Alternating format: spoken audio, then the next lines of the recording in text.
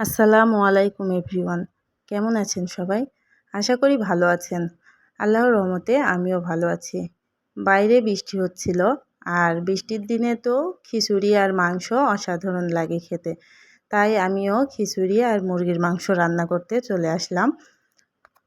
আমি মুরগির মাংস সবসময় ভেজে নিয়ে রান্না করি। আর এই কড়াইটা দেখে ভাবছেন তো যে বাঁকা কড়াইতে আমি রান্না করতে এসেছি।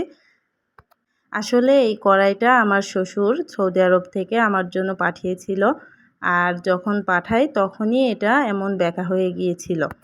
আমার শ্বশুর শাশুড়ি আমাকে অনেক ভালোবাসেন, আর কিছু কিছু ভালোবাসার কথা তো বলে বোঝানো যায় না। আমার বিবাহিত জীবন ১৩ বছরের, আর আমি ওনাদের সেই প্রথমে ঠিক যেমন দেখেছিলাম এখনও ঠিক তেমনই আছেন, আর একই রকম ভালোবাসেন আমাকে। অনেকের কাছেই শুনি যে তাদের শ্বশুর শাশুড়ি তাদেরকে সাপোর্ট করেন না, কিন্তু আমার ক্ষেত্রে এমনটা হয়নি।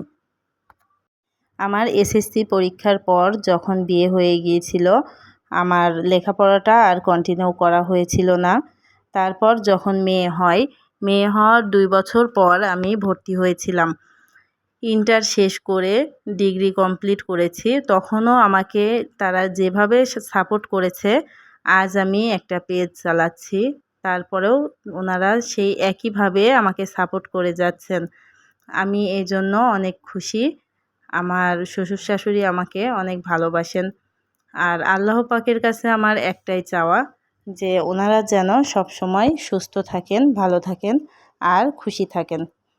আর এই তো কথা বলতে বলতে আমার রান্না একদম শেষের দিকে। মাংস কষানো হয়ে গেছে, আর এখন আমি একটু পানি দিয়ে দেব। পানি দিয়ে নাড়াচাড়া করে নিয়েছি। আর আমি তো শুধু শ্বশুরবাড়ির গল্পই করলাম, আমার মায়ের বাড়ির কথা তো কিছুই বললাম না। আমি আমার বাবা মায়ের বাসায়ও ছোট মেয়ে ছিলাম, আর আমি অনেক আদরের ছিলাম। আসলে বিয়ের আগে তো সবাই আদরের থাকে, তারপরেও এখনও আমি যখন মায়ের বাড়িতে যাই তখন অনেক বেশি ভালোবাসে আমাকে সবাই। আমার ভাই বোন আছে, আমার ভাবি, আমার আব্বা মা সবাই এখনও বেঁচে আছে, আর আমাকে অনেক আদর করেন।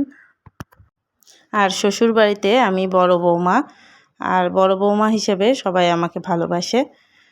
আপনাদের সাথে অনেকটা আমার জীবনের গল্প শেয়ার করলাম। আপনারা সবাই ভালো থাকবেন। আল্লাহ হাফেজ।